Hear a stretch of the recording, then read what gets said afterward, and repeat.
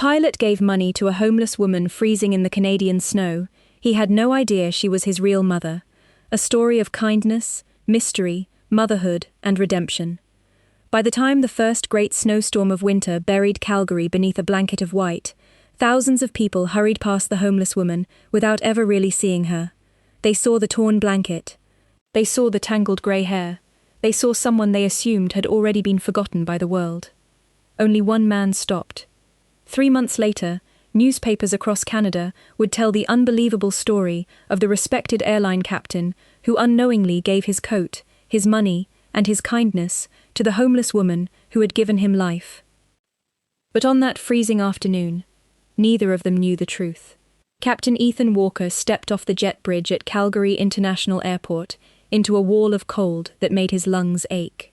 Outside the terminal windows, snow fell in thick, unhurried sheets, blanketing the runways in white silence. Inside, everything moved, suitcases rattling over tile, children laughing, businessmen typing furiously on their phones before boarding calls. Ethan pulled his navy overcoat tighter and walked with the easy confidence of a man who had spent 15 years commanding aircraft through storms far worse than this one. People noticed him, they always did. There was something about the way he carried himself, calm, steady, present, that made strangers trust him instantly. A flight attendant waved. A little girl asked her mother if he was a real airplane captain. He smiled, tipped his hat slightly, and kept walking. He had just landed his final flight of the season before a short holiday break, and all he wanted was to get home, pour a coffee, and rest. But as he crossed the arrivals hall toward the parking garage, something made him stop. Outside, past the sliding glass doors, huddled against the concrete wall of the terminal, sat a woman. Thin, trembling, wrapped in a torn blanket that did nothing against the wind. Snow had gathered in her matted grey hair. Her eyes were unfocused, moving from face to face of the hundreds of travelers who walked past her without a glance. No one stopped. Ethan stopped. He didn't know why. He had passed homeless people before. Every pilot who'd flown into a major city had. But something about her stillness, the way her hands shook not from cold alone, but from something deeper, something broken, made him unable to walk past. He crouched down in front of her. "Ma'am," he said gently, "it's freezing out here. Can I get you something warm?" She didn't answer right away. Her eyes, pale blue and clouded with confusion, drifted toward him slowly, as if she were surfacing from somewhere very far away. Ethan didn't wait for permission. He walked into the small airport cafe, bought the largest coffee they had, added 3 sugars because he didn't know how she took it, and grabbed a sandwich and a blueberry muffin. When he returned, she hadn't moved, but her eyes tracked him the entire way. "Here," he said, kneeling again, holding out the coffee cup so she could wrap both hands around its warmth. She did, slowly, as though relearning the motion of holding something. He noticed her lips were cracked, nearly blue at the edges. Without thinking, he unbuttoned his heavy wool overcoat, the same coat he'd owned for 6 years, the one his wife always said made him look like someone important, and draped it over her shoulders. "Take this," he said, "please." She looked up at him, and for one strange moment, her confusion seemed to lift. Something sharpened in her gaze, recognition, or the ghost of it, though Ethan had never seen this woman in his life. He reached into his wallet and pressed several bills into her palm, folding her fingers gently around them. "Get yourself somewhere warm tonight, okay? There's a shelter 3 blocks from here on 9th. They'll take care of you." He stood, glancing at his watch. His driver was waiting. He had a home to get to, a wife who would worry, a life waiting for him beyond these doors. He turned to leave. That was when she grabbed his wrist. Her grip was startlingly strong for someone so frail. Ethan turned back, startled, and found her eyes locked onto his, clear now, clearer than they'd been a moment before, filled with something that looked almost like desperation. "My baby," she whispered. The words hit him strangely, though he told himself it meant nothing. She was unwell, confused. Perhaps she'd lost a child once, years ago, and grief had rearranged the wiring of her mind, so that any kind stranger became, for a moment, someone she'd lost. "It's okay," Ethan said softly, gently prying her fingers loose, though not unkindly. "You're going to be okay." He walked away, but he looked back, once, twice, a third time, just before the sliding doors closed behind him, cutting off the cold, and her small, huddled shape from view. He didn't know why those 2 words followed him home that night, echoing in the quiet of his car, in the silence of his kitchen, in the moment before sleep took him. My baby. He told himself it was nothing. He was wrong. Ethan's house sat on a quiet street on the outskirts of the city, its windows glowing gold against the deepening blue of the winter evening. His wife, Claire, met him at the door with the smell of cinnamon and roasting chicken trailing behind her. "You're freezing," she said, kissing his cheek. "Where's your coat?" Ethan hesitated. "Gave it away." Claire raised an eyebrow, amused rather than surprised. This was not unusual behavior for her husband. "Of course you did. Who was the lucky recipient this time?" "A woman, outside the terminal." He hung his scarf on the hook, avoiding her eyes for a reason he couldn't name. "She wasn't well, Claire. Mentally, I mean. Something's wrong with her, but she said something strange to me." "What did she say?" Ethan paused at the threshold of the kitchen, the warmth of the house pressing against the memory of that cold concrete wall, that trembling hand, those 2 words. "She called me her baby." Claire laughed softly, stirring the pot on the stove. "Poor woman. She probably has a son somewhere. Maybe she saw your kindness and it reminded her of someone." "Maybe," Ethan said. But that night, lying awake long after Claire had fallen asleep beside him, Ethan found himself replaying the woman's face over and over. There had been something in her eyes he couldn't shake. Not madness, not entirely, something else, something aimed directly at him, as if she'd been waiting for him specifically, in that exact spot, on that exact night. He told himself he was imagining things. He got up before dawn and drove back to the airport anyway. She was gone. The story shifts backward in time. The storm that night was the worst Alberta had seen in a decade. Snow fell sideways, driven by winds that howled through the alleys behind the old rail yards on the edge of town. In a narrow gap between 2 brick buildings, sheltered only by a rusted awning, a young woman named Margaret Hale went into labor completely alone. She was 23. She had been living on the streets for nearly 2 years, her mind fractured by an illness no one around her understood or had the resources to treat. Some days she spoke to people who weren't there. Other days she was lucid enough to remember her own name, to feel the ache of hunger, to recognize kindness when it was offered, which was rare. That night, gripped by pain and fear, she gave birth to a baby boy. She had nothing, no blankets beyond the threadbare coat on her back, no warmth beyond her own body heat. But when she held her son for the first time, something in her, something buried beneath years of illness and neglect, and a world that had abandoned her, rose up fierce and absolute. She would not let him die. She pressed him against her bare skin beneath her coat, curling her body around him like a shell, and she stayed awake through the entire freezing night, humming broken fragments of a lullaby she barely remembered from her own childhood, refusing to let the cold take him. By morning, both of them were alive, barely, but alive. An elderly woman named Dorothy Whitfield, walking her dog along the rail yard fence at dawn, found them there. The young mother, unconscious from exhaustion and exposure, the newborn crying weakly in the folds of her coat. Dorothy had lost her own son in a car accident 11 years earlier. She had never recovered. She had prayed, in the dark hours of her grief, for a way to feel whole again. She looked at the baby. She looked at the unconscious young woman who could not, in that moment, even speak her own name.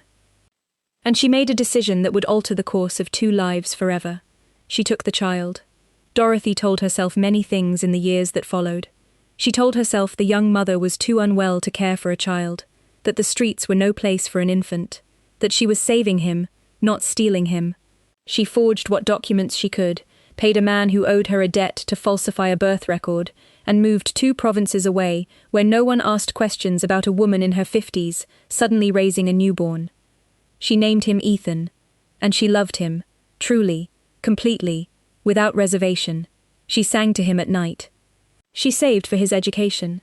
She taught him kindness by living it herself, volunteering at soup kitchens, giving to those in need, modeling a generosity of spirit that would one day define her son's character in ways she couldn't have predicted. But grief and guilt are patient companions. They do not fade, they wait. Every year, on the anniversary of that snowstorm, Dorothy would grow quiet, distant, staring out windows at falling snow, with an expression Ethan, as a boy, could never quite understand. "What's wrong, Mum?" he would ask. "Nothing, sweetheart," she always said. "Just remembering someone I used to know." She never told him the truth. She told herself she would, someday. Someday never came, until the day her son, now a grown man, a respected airline captain, came home from the airport, unable to explain why a stranger's whispered words had unsettled something deep inside him. Ethan returned to the airport 3 more times over the following week, each time scanning the terminal, the sidewalks, and nearby streets for a woman who was no longer there.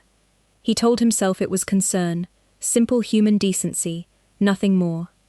But he knew, somewhere beneath the surface of his conscious mind, that it was more than that. He began asking questions. A security guard remembered her. The lady with the blue eyes, comes and goes, doesn't cause trouble. A barista at the airport cafe recalled giving her free coffee more than once. No one knew her name, no one knew where she'd gone. Claire watched her husband grow increasingly preoccupied, his usual calm replaced by a restless energy she didn't recognize. "Ethan," she said one evening, finding him staring at a shelter's website on his laptop. "You've been different since that night at the airport. Talk to me." He rubbed his eyes. "I don't know how to explain it, Claire. It's like, there's a thread pulling at something inside me, and I don't know where it leads, but I can't ignore it. Do you think she's actually connected to you somehow?" "I don't know," he admitted, "but I need to find out." The next morning, he began visiting shelters across the city. The 9th Street shelter he'd mentioned to the woman, a women's outreach center downtown, a soup kitchen run by a small church near the old industrial district. Each place he visited, he described her: pale blue eyes, grey-streaked hair, a trembling voice, a habit of murmuring to herself.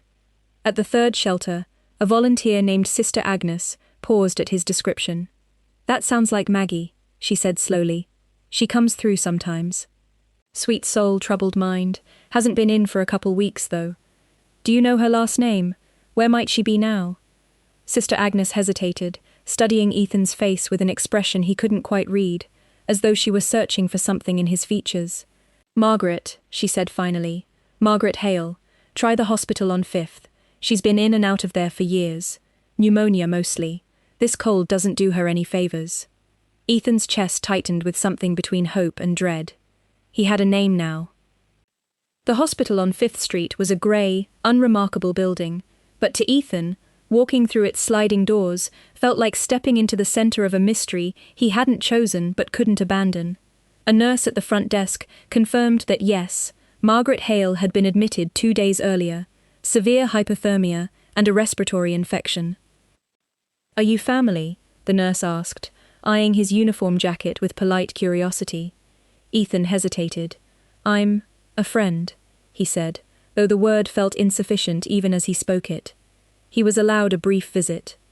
Margaret lay in a hospital bed, smaller and frailer than he remembered, an oxygen tube resting beneath her nose, her grey hair combed, but still unmistakably her. Her eyes opened when he entered, and for a long moment she simply stared at him. "You came back," she said softly. "I've been looking for you," Ethan admitted, pulling a chair beside her bed. "I wanted to make sure you were okay." Her hand reached for his, and again he felt that startling strength in her grip. "You have his eyes," she murmured, almost to herself. "Just like his eyes." "Whose eyes?" She looked away, out the window at the falling snow, and her expression clouded over, confusion sweeping back in like a tide reclaiming the shore. "The storm took him," she whispered. "The storm took my baby." Ethan's pulse quickened, though he told himself, again, that this meant nothing. Grief distorted memory. Illness distorted memory. He was a stranger who resembled someone lost long ago. That was all. But he found himself unable to leave. He sat with her for an hour, listening to fragments of stories that didn't connect, names that meant nothing to him, memories scattered like pieces of a puzzle missing half its picture. Before he left, she gripped his hand once more. "Don't go," she said. "Please. Not again." That evening, Ethan sat across from Dorothy at her small kitchen table, the same table he'd done his homework on as a boy, the same chipped ceramic mug from which she'd always poured his hot chocolate. "Mum," he said carefully, "I need to ask you something. and I need you to be honest with me." Dorothy's hands stilled around her teacup. Something in her son's tone made her chest tighten with a fear she'd carried, buried, for 28 years. "Of course, sweetheart. Anything. Do you know anything about a woman named Margaret Hale?" The teacup trembled slightly in Dorothy's hands. She set it down carefully, buying herself a moment, though Ethan noticed the color draining from her face. "Why do you ask?" she said, her voice tighter than usual. "I met her, at the airport. She's unwell, Mum, homeless. And she said something strange to me.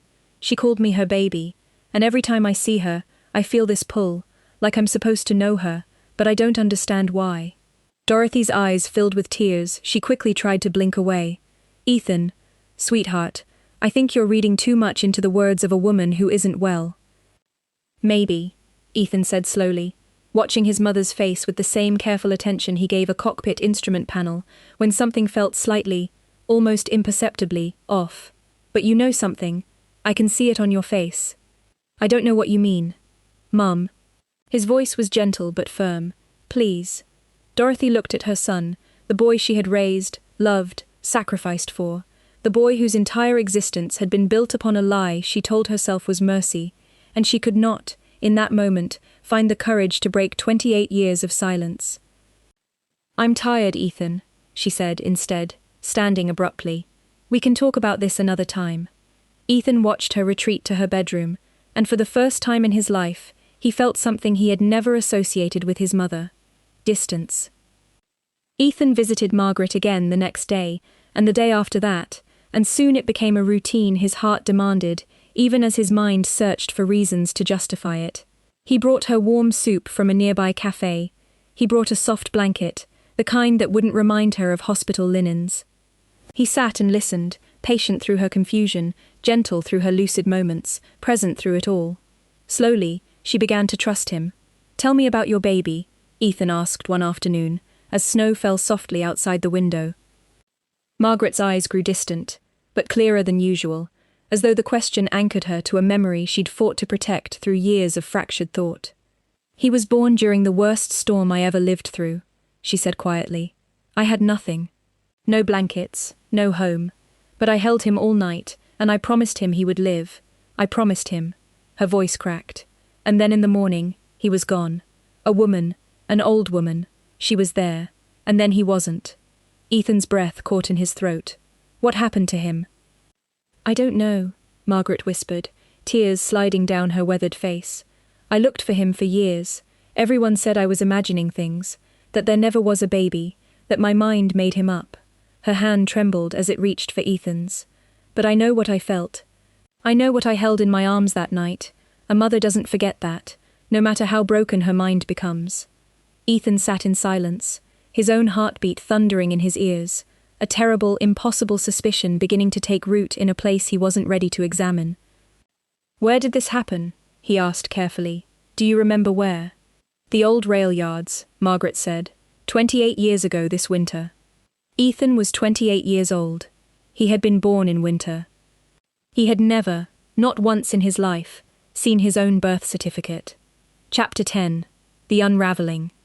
Ethan drove home in a fog, Margaret's words circling in his mind, like snow caught in a windstorm, refusing to settle. He needed proof. He needed facts, not feelings.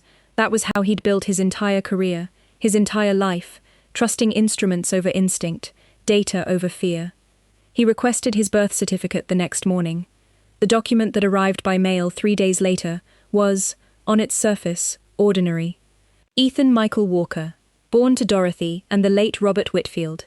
But Ethan had spent 15 years reading instrument panels for the smallest irregularities, the tiniest deviations that meant the difference between safety and disaster. And something about the document felt wrong, the registrar's stamp slightly inconsistent with the year listed, a filing number that, when he researched it quietly, corresponded to a different registration office than the hospital named on the certificate. He hired a private investigator, a quiet, thorough man named Marcus Reyes, who specialized in genealogical discrepancies. "It'll take a couple weeks," Marcus told him, "but if there's something here, I'll find it." While he waited, Ethan continued visiting Margaret, his heart caught between hope and terror, unable to decide which outcome frightened him more, that she was truly his mother, or that she wasn't, and this fragile connection he'd built was nothing but a coincidence dressed up as fate. Claire noticed the toll it was taking. "You haven't slept properly in weeks," she said one night, watching him stare at the ceiling instead of closing his eyes. "Ethan, whatever this becomes, I'm here, whatever the truth is." "What if it changes everything?" he whispered. "What if Mum lied to me my entire life?" Claire took his hand. "Then you'll still be the man I married. The truth doesn't change who you are. It only explains how you got here." Dorothy Whitfield had not slept well since her son's question at the kitchen table. She moved through her days with the particular exhaustion of someone carrying a weight they can no longer set down but haven't the strength to keep carrying, either. She thought often of that morning by the rail yard, the baby's thin cries, the young mother collapsed in the snow, the decision she'd made in a single, irreversible instant.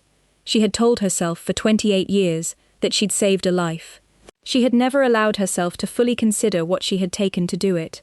Now, watching her son slip away from her, not in anger, but in the quiet, searching distance of a man chasing a truth she had buried, she understood that the reckoning she had avoided for nearly 3 decades had finally arrived. She called her lawyer, an old family friend, and asked him quietly what the legal consequences might be for falsifying a birth record so many years ago. "Dorothy," he said gently, "what is this really about?" She didn't answer directly. "I need to know," she said, "if telling the truth now could hurt him, legally, in any way." "The boy?" "My son," she said, her voice breaking on the word for the first time in years. "Whatever happens, whatever I face, he can't be hurt by this. Promise me." Marcus Reyes called on a Tuesday morning, his voice carrying the particular gravity of a man who had found exactly what he wasn't sure his client wanted to hear. "Ethan, I need you to come in. This isn't something I want to discuss over the phone." Ethan sat across from Marcus that afternoon, a manila folder between them on the desk, unopened. "I traced the filing irregularities," Marcus said. "The hospital listed on your birth certificate has no record of Dorothy Whitfield giving birth on that date. But I found something else. A regional police report, filed the same week, 28 years ago. An unidentified infant, found with a homeless woman near the old rail yards, reported by a passerby. No follow-up action taken due to insufficient information and the mother's declining mental state. The case went cold. No further record of the child." Ethan's hands had gone still on the desk. "There's more," Marcus continued gently. "I found a DNA testing service that can compare a sample from you against a sample from the woman you mentioned, Margaret Hale.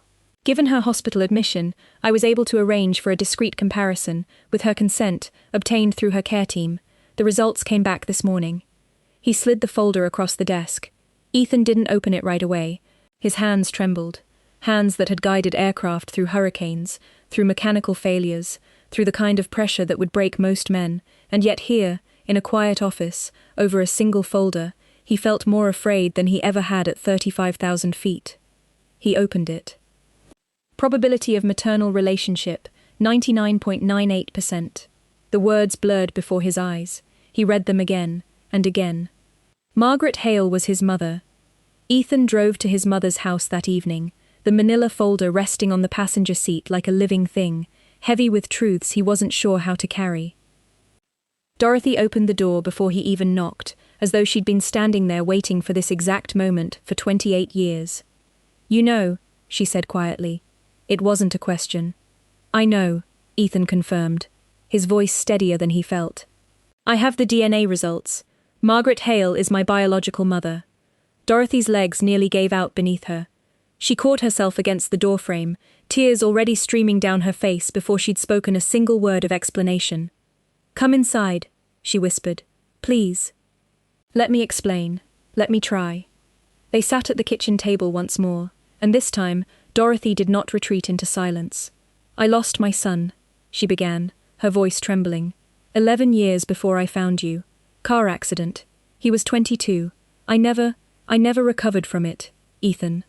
The grief hollowed me out until there was nothing left but this aching, endless absence." She wiped her eyes with a shaking hand. "That morning, by the rail yard, I saw you, this tiny, freezing infant, crying in the arms of a woman who couldn't even speak her own name. And something in me broke, or maybe something in me finally found a way to keep living. I told myself I was saving you. I told myself she couldn't care for you, that the streets would kill you both. I believed it, Ethan.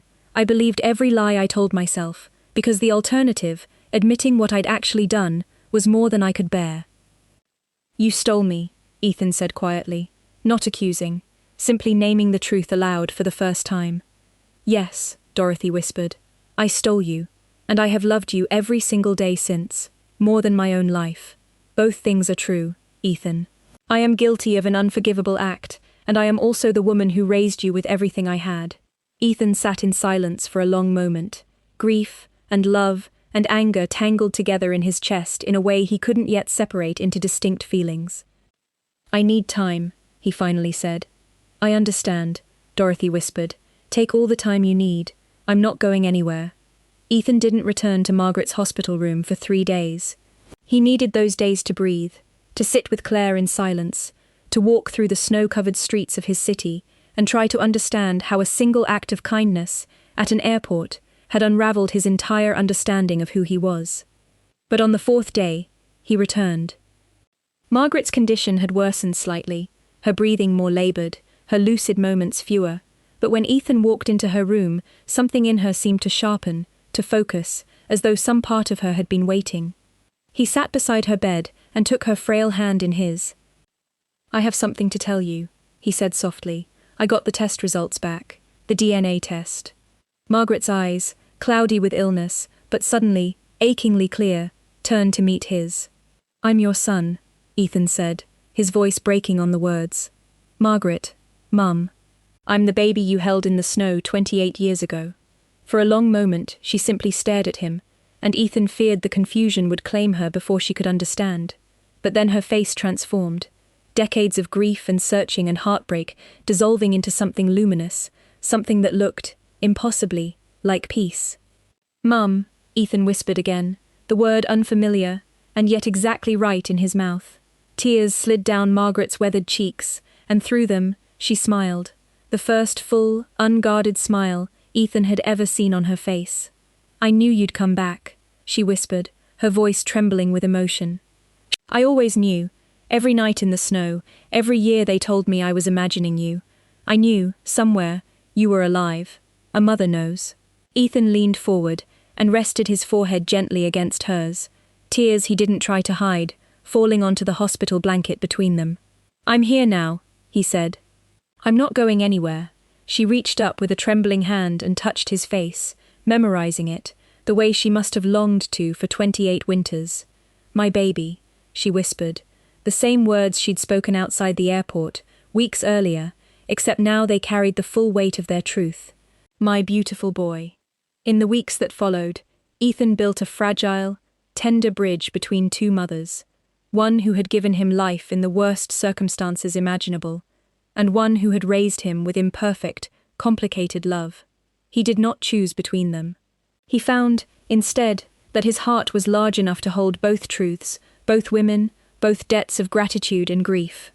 Margaret's health remained fragile, but with proper care, medication, and the steady presence of a son she'd never stopped believing in, her lucid days grew more frequent. Ethan arranged for her to stay in a long-term care facility with specialized psychiatric support, not a shelter, not a street corner, but a warm, safe place where someone checked on her every single day. Dorothy faced her own reckoning quietly. She did not go to prison. The statute of limitations and the compassion of those involved spared her that fate. But she carried her guilt openly now, no longer hidden behind decades of silence. She visited Margaret once, tentatively, unsure of her welcome. I'm sorry, Dorothy said simply, standing at the foot of Margaret's bed. I have no right to ask for your forgiveness, but I raised your son with everything I had, and I wanted you to know that. Margaret studied her for a long moment, the woman who had taken her child, and also the woman who had loved him when she herself could not. Thank you, Margaret finally said, for keeping him alive when I couldn't. It wasn't an absolution. It wasn't forgotten, but it was something, a small, fragile piece between two broken hearts who had both, in their own imperfect ways, loved the same boy. Ethan returned to the skies eventually, but he was a different man in the cockpit now. Steadier somehow, as though finding the truth of his own beginning had settled something restless inside him that had been searching, quietly, his entire life. Every winter, when the first snow fell over the city, Ethan visited the old rail yards where his mother had once held him against the cold, refusing to let him go. He would stand there for a few quiet minutes, snow gathering on his shoulders, remembering a woman who had nothing in the world except a fierce, unbreakable love, and who had given him life not once, but twice. Once in the snow 28 years ago, and once again, the day he stopped to give a stranger his coat. Before you go, tell us in the comments, what would you have done if you were Ethan? Would you have forgiven the woman who stole you away, or would you have walked away forever? We'd truly love to hear your thoughts. If this story moved you, please like this video and subscribe for more deeply emotional stories that stay with you long after they end. Until our next story, be kind, cherish the people you love, and remember that sometimes the smallest act of compassion can rewrite someone's entire destiny.